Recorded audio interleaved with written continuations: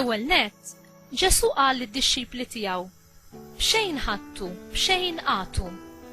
Dak li kienu rċevew minn Ġesu iridu jadduh lill-oħrajn mingħajr ma jistennew xi ħlas għalih.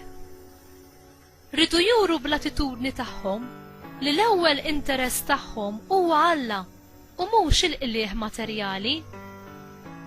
Ridu jisservu mingħajr skopijiet ħżiena, mimlija bil-karità u l-paċi u bis-sempliċità.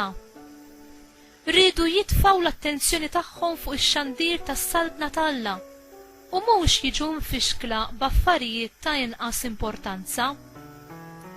Ridu jivvjaġġaw ħfief, jieħdu biss dak li kien l-essenzjal u jħallu warahom dak li seta' jiddistrattom biex ikunu jistgħu jikkonċentraw fuq il-ħidma tax-xandir tal-kelma tal-Alla. Kellhom jagħmlu dan ix-xogħol mhux għal dak li setgħu jiksbu minnu, imma għal dak li setgħu jagħtu b'xejn lill-oħrajn, mingħajr ma jistennew xi privileġġi speċjali jew xi forma ta' ħlas.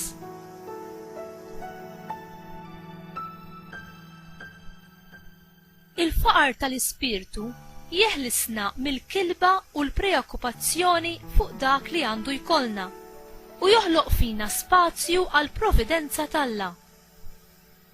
Il-mulej jrid li d-dixxipli tiegħu ikunu dipendenti fuqu u mhux fuqhom infushom.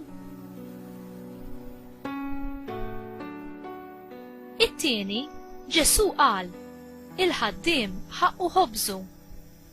Hawn naraw verità doppja. Il-ħaddiem tal-Alla m'għandux ikun ippreokkupat fuq l-affarijiet materjali, imma il-poplu tal-Alla m'għandu qatt jonqos milli fid-dover tiegħu jagħti lil ħaddiem ta' Alla dak li għandu bżonn biex jgħix. Inti titlob għal ħidma tax-xandir tal-Evanġelju u tissapportja bir-riżorsi materjali tiegħek.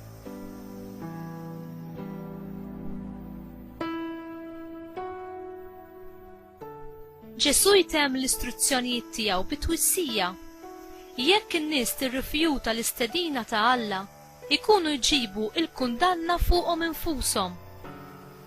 Meta Alla jagħtina l-kelma tiegħu, din hemm magħha responsabbiltajiet kbar li nwieġbu għaliha. L-indifferenza m'għandix posta hawn. Bil-mod kif inwieġbu għall-kelma, jew aħna favur jew kontra Alla. Alla jagħtina l-kelma tiegħu ħalli aħna jkollna l-ħajja fih u jrid jaħdem fina u permezz tagħna għall-glorja tiegħu. Alla jaqsam il-kelma tiegħu magħna u jibgħatna biex inxandruha b'konvinzjoni u b'sempliċità lill-oħrajn. Int tagħti xhieda tal-verità u l-ferħ tal-Vanġelu bil-kliem u bl-eżempju tiegħek quddiem dawk ta' madwarek.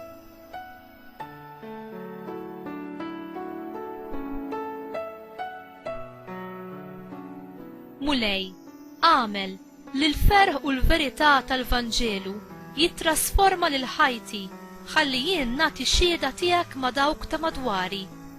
Għatini l-inxandar il-verità u d-dawl tiegħek kull fejn immur. Amen.